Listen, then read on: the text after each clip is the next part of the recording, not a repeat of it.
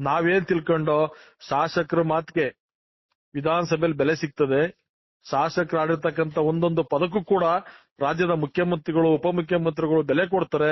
ನಮ್ಮ ತಾಲೂಕಿಗೆ ಯಾವುದೇ ಕಾರಣಕ್ಕೂ ಕೂಡ ವೃಷಭಾವತಿ ನೀರನ್ನ ತರಲಿಕ್ಕೆ ಬಿಡಲ್ಲ ಅಂತ ಹೇಳ್ಬಿಟ್ಟು ನಾವೆಲ್ಲರೂ ಕೂಡ ನಂಬಿದ್ದು. ಬಟ್ ಇವತ್ತು ಇಡೀ ತಾಲೂಕಿರ್ತಕ್ಕಂಥ ಪ್ರತಿಯೊಬ್ಬ ಜನತೆಗೂ ಕೂಡ, ಅದು ಕಾಂಗ್ರೆಸ್ ಆಗಿರ್ಲಿ, ಜೆಡಿಎಸ್ ಆಗಿರ್ಲಿ, ಬಿಜೆಪಿ ಆಗಿರ್ಲಿ, ಪ್ರತಿಯೊಬ್ಬರಿಗೂ ಕೂಡ ಅವರ ಮರಣ ಶಾಸನ ಬರೆಯುವಂತ ಕೆಲಸ ಈ ಕ್ಷೇತ್ರ ಶಾಸಕರು ಮಾಡ್ತಾವ್ರೆ.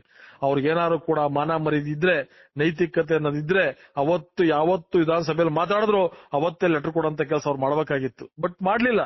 ಅವ್ರಿಗೇನು ನಾನು ಹೆಂಗೋ 5 ವರ್ಷ ಕಾಂಟ್ರಾಕ್ಟ್ ಬೇಸಿಸ್ ಮೇಲೆ ಬಂದಿದ್ದೀನಿ, ವಾಪಸ್ ಹೋಗ್ತೀನಿ, ಈ ತಾಲೂಕ್ ಜನತೆ ತಾನೇ ಹಾಳಾಗೋಗೋದು, ನನಗೇನಾಗಬೇಕು, ಈ ತಾಲೂಕ್ ಜನತೆ ಕಟ್ಕೊಂಡು ಏನಾಗಬೇಕು, ಇಲ್ಲಿರ್ತಕ್ಕಂಥ ನೀರಾವರಿ ವಿಚಾರ ಕಟ್ಕೊಂಡು ಏನಾಗಬೇಕು ಅಂತ ಹೇಳಿ ಯೋಚನೆ ಮಾಡ್ತಾರೆ.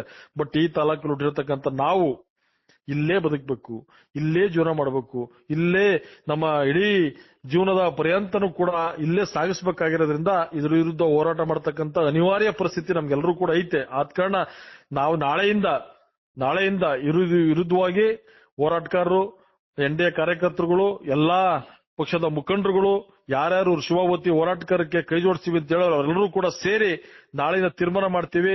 ಯಾವುದೇ ಕಾರಣಕ್ಕೂ ಕೂಡ ಇನ್ನ JCP ಆಗ್ಲಿ, ಇಟಾಚ್ ಆಗ್ಲಿ, ಟಿಪ್ಪರ್ ಆಗ್ಲಿ, ಯಾವುದು ಒಂದೇ ಒಂದು ಕಾಮಗಾರಿನೂ ಕೂಡ ಇಡೀ ತಾಲೂಕಲ್ಲಿ ಯಾವುದೇ ಮೂಲೆಯಲ್ಲೂ ಕೂಡ ನೆಡ್ಲಿಕ್ಕೆ ಅವಕಾಶ ಮಾಡಿಕೊಡಂತ ಪ್ರಯತ್ನ ಯಾವುದೇ ಕಾರಣಕ್ಕೂ ಕೂಡ ಅದಕ್ಕೆ ಅವಕಾಶ ಮಾಡ್ತಕ್ಕಂಥ ಪ್ರಮೇಯನೇ ಇಲ್ಲ. ಆದ ಕಾರಣ ಇದನ್ನ ಇವತ್ತು ನಮ್ಗೊಂದು ಸಂತೋಷ ಏನಪ್ಪಾ ಅಂತಂದ್ರೆ, ಶಾಸಕರು ಕೊಟ್ಟಿರ್ತಕ್ಕಂಥ ಮಾತಿಗೆ ವಿಧಾನಸಭೆಯಲ್ಲಿ ಬೆಲೆ ಇಲ್ಲ ಅಂತಕ್ಕಂಥ ವಿಚಾರ ಗೊತ್ತಾಯ್ತು. ಇವತ್ತಾರು ಕೂಡ ತಾಲೂಕಿನ ಜನತೆ ಅರ್ಥ ಮಾಡ್ಕೊಳ್ಳಿ, ಇವ್ರೇನೇ ಸುಳ್ಳು ಭರವಸೆಗಳನ್ನ ಜನಗಳ ಮುಂದೆ ಇಡ್ತಾವ್ರೆ, ಈ ತಾಲೂಕಲ್ಲಿ ಏನೇ ನಾನು ಅದ್ ಮಾಡ್ತೀನಿ ಇದು ಮಾಡ್ತೀನಿ ಏನೇನೋ ಮಾಡ್ತೀನಿ ಅಂತ ಏನೇನು ಆಶ್ವಾಸನೆ ಕೊಡ್ತಾವ್ರೆ, ಯಾವ್ದು ಕೂಡ ಕಾರ್ಯಗತಕ್ಕೆ ಬರ್ತಕ್ಕಂಥದ್ದು ವ್ಯವಸ್ಥೆನೇ ಇಲ್ಲ. ಸುಮ್ನೆ ಭಾಷಣಕ್ಕೆ ಮಾತ್ರ ಸೀಮಿತವಾಗಿರ್ತಕ್ಕಂಥ ಈ ಕ್ಷೇತ್ರದ ಶಾಸಕರನ್ನ ನಾವು ಧಿಕ್ಕಾರ ಮಾಡಂತ ಕೆಲಸ ನಾಳೆಯಿಂದ ಖಂಡಿತವಾಗ್ಲೂ ಕೂಡ ಮಾಡೇ ಮಾಡ್ತೀವಿ.